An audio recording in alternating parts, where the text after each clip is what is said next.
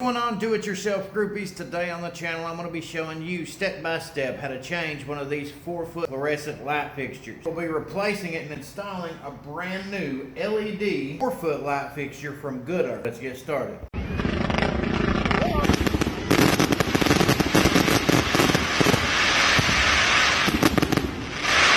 These old fluorescent light fixtures, they have worked for a very long time. Usually the ballast will burn out, you'll have to change them out, or you'll have to change the sockets on the ends from time to time depending on the age of your fixture. You can go buy the brighter bulbs, put them in there, but whenever it comes down to it, they're not nearly as bright as what a LED light fixture is going to be, and they will cost you more money than an LED fixture. By the time you go spend money on 2 different LED bulbs to stick inside your 4-foot, 6-foot fixture, you're going to be spending quite a bit of money. It's much cheaper just to go ahead and replace the entire thing, get you a whole new fixture, and whenever this thing burns out, you can simply replace it with another. This is from Good Earth Lighting, the Manhattan model. It's a 48-inch energy-saving ceiling fixture. Dimensions are 48 by 7.5 by 3.37 inch. I call it Simply Quick because it's easy for one-person installation. It comes with a 5-year limited warranty. It's also compatible with a full range of wall dimmers. If you got a dimming switch over there on your wall, this thing will work perfectly fine whenever you hook it to it. The integrated LEDs last over 24 years. It's going to save you about $820 on average in energy savings over the lifetime of this one fixture compared to using that one right there. Plus you get brighter lights. This one comes with 3,300 lumens. Actually, here on the back of the box it goes into all those specifications for this light fixture in general. 24-year life of the integrated LEDs are based on a 50,000 hour life with an average daily use of 4 hours a day.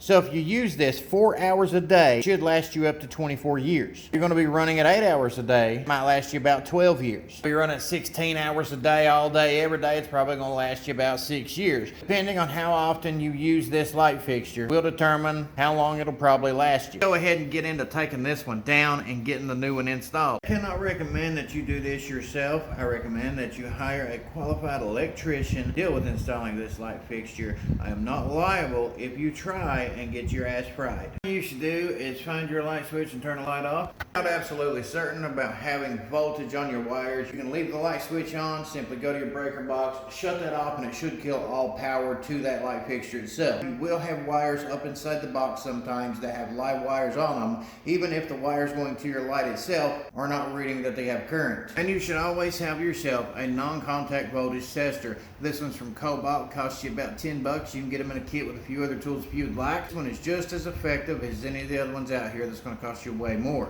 Find yourself an outlet somewheres and test it to make sure it's working. If it's beeping red, that means that it's got voltage coming through it. If it just stays green, it does not. Your light fixture might be obviously different than what this one is, so go ahead and cut that light off and then pull the cover off, exposing the bulbs, get the bulbs out of there, then remove the cover and get access to your ballast. I'm gonna go ahead and cut my power off. Some of the bulbs you deal with, you can push them in and then pull them down. Other ones you gotta twist around like I'm doing with this one right here. You see with this one, you got 2 little prongs right there that slide inside that type of socket. Other ones just push in and pop out. We'll take it and twist it and then set them down here out of the way. Now this one, we've got this metal cover right here. The ballast is gonna be in behind there. Most of the time, these, you should just be able to squeeze them together and it will expose ballast and your wiring. This is what we call the ballast. Here's where that non-contact voltage tester comes into play. These are the wires, the main wires coming out from the box in the ceiling. White is our neutral, red's gonna be our hot, nothing on it, so nothing's beeping. So this does not have any type of electricity going through it right now, no current, which means it's currently safe for me to go ahead and take these wire nuts off here and go ahead and start disassembling this thing and get this pulled out of the ceiling. In my case, I've got a screw on each side right here. I'm gonna go ahead and take those screws out, and after I get them out, I'll take these wire nuts off and I will simply slide this fixture down and over top of the exposed wire. If you're putting a new fixture up, it's always best to measure from your wall all the way over to the edge of the light fixture. Make sure that it is even on both sides of the old one. If it is, then you can easily go straight up and mark a tiny little mark on each end of it from the ceiling. That way you know exactly where it should be sitting at. But if your new fixture is a little bit wider, it's best to measure it after you get ready to put the new one on and the old one's off. Now we've got both of our bolts loose from the ceiling ceiling here. So the only thing holding this up is going to be these wires right here. So all I got to do, take these apart, unspool all of these wires. If you don't cut your wires if at all possible, because you know you might have about 1 inch of wire sticking out somewhere, and that would be a bad deal for you because you might need it and you might not have enough room to cut and strip another one and get anything twisted together. So do your best to save your wires if you can. Take our linesman here. They're Michael Pro linesman, and I'll tell you what, these things are pretty good. If you haven't checked out Michael Pro tools, definitely go to the link in the description box below. Did not promote this video, just I know that these are some quality pliers. Now that these are all undone, I'm just going to kind of squeeze these together, start pulling this down and feeding those wires through. Take your non-contact voltage tester and test anything inside the box, because sometimes you might have 2 or 3 different sets of wires running through here. They might jump into the kitchen, run over to your living room, run over to a bedroom. Sometimes they'll tie in the neutral wires together. As you can see, all these hots here together, tied off, and then you got the red coming through here separately, and you got another set going through there. So these are jumping from one thing to the next, and you know, sometimes you might think the power's off. You reach in here, grab a neutral, and it have power on it, and then you get yourself lit up, and that's something you definitely don't want. So just be precautious and make sure if you're doing something like this yourself, you test everything out. All the whites go together, the greens go together, and then your hots go together. We'll go ahead and make sure we got plenty of room up in our box here. One we need access to is this one and these right here. We're going to pull out of the box is going to have some nice anchors inside of them that generally work pretty good. But whenever you got problems like this, you got to go get yourself some new drywall, sheetrock, some patch. Then you got to deal with fixing this problem, but you don't necessarily have to worry about that in the new one. Like I said, it does come with anchors. Now some people will move the light fixture a little bit over and put them anchors in somewhere else. A lot of the new fixtures are based off the old fixture. The anchor point's going to be in the exact same place. And I do not want to have to deal with the drywall on this one, so we're going to leave this where it is,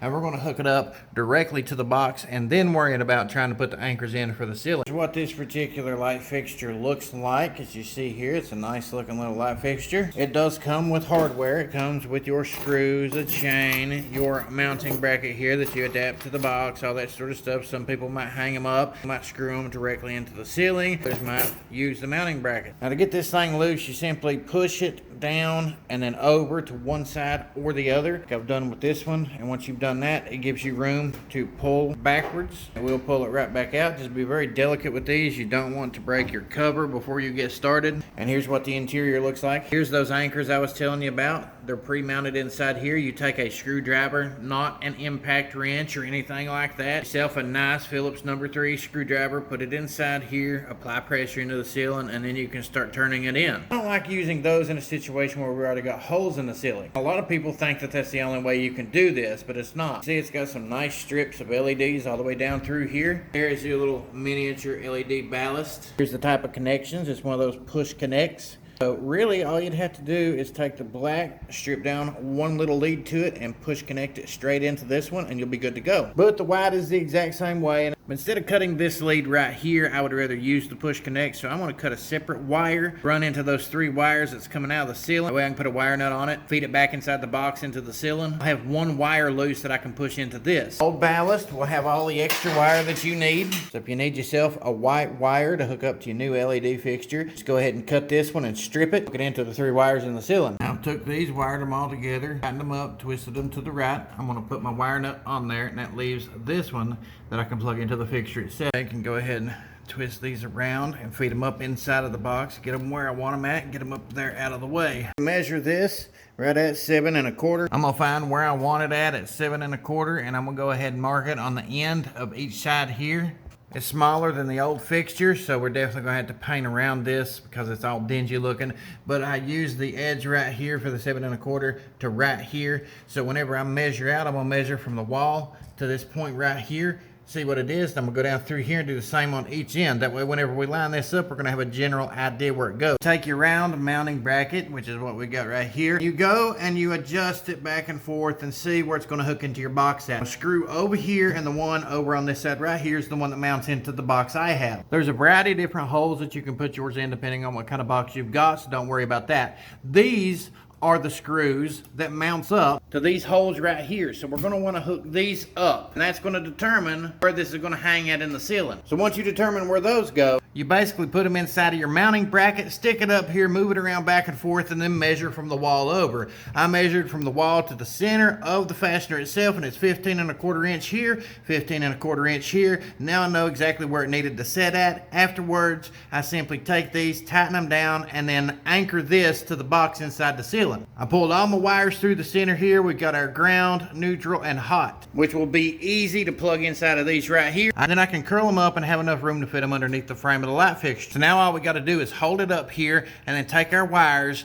and put them in place by sticking them inside of our quick connects right here. Once they're locked into our quick connects, like I said, you make sure you got enough room to where you can stick these in the center and push it up some, and then we will stick them onto our screws here and then start tightening them up. You can see all that's wired up. We got our ground fastened in here. All of our wires are good to go. Now we're going to raise it up and slide it over top of those fasteners. You see there, we've got our black and red hooked together and our white on white. Now we just got to take the green and hook it up to our ground bolt right there. This wire right here. We went ahead and fed the wires up inside the box. That way we got plenty of room to hoist this thing up. We'll hook it to our screws. You can see right here, I basically maneuvered it down and around to where I got it on this screw and this screw right here. So now that I know it's going to hold them in place, I'm going to take these two washers here, pull one screw out at a time, put those washers on there, back in place, tighten them both up. Where I completely tighten these things down, you do got room to move back and forth and up and down with this. So we're going to look, make sure that everything's lined up the exact distance across from the wall on each side. That way it's nice and level. Now I got about 11¾ on each end, so it's right where I want it at. I'm going to hold it firmly in place and then run those down.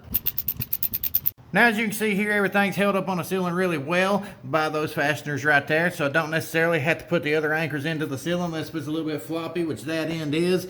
This end is not. So if you need to run those anchors in, you can do that. You simply take yourself a Phillips number 3, stick it in there, press firmly up against it, push it into the ceiling, and start tightening it down until it runs into the sheetrock. However, if you do got holes up there like we do here and you can't run these in and they're still a little bit floppy, it's not going to hurt you. If you needed to take it somewhere else, just leave those there. Get yourself a regular drywall screw, tap your hole in the center of the body here, shoot it up through there, anchor it into the sheetrock of the ceiling. Once you do that, you're ready to put your cover on, flip that switch, try it out. You pull your lens up, slide it inside there at an angle, and then you push it up and all the way down to the end. As you can see here, we got some clearance. Now I'll hoist it up here and I will slowly guide it, and I'll set it right about right there on the edge of this, and it keeps it in place on both sides. Flip the breaker on and let there be light.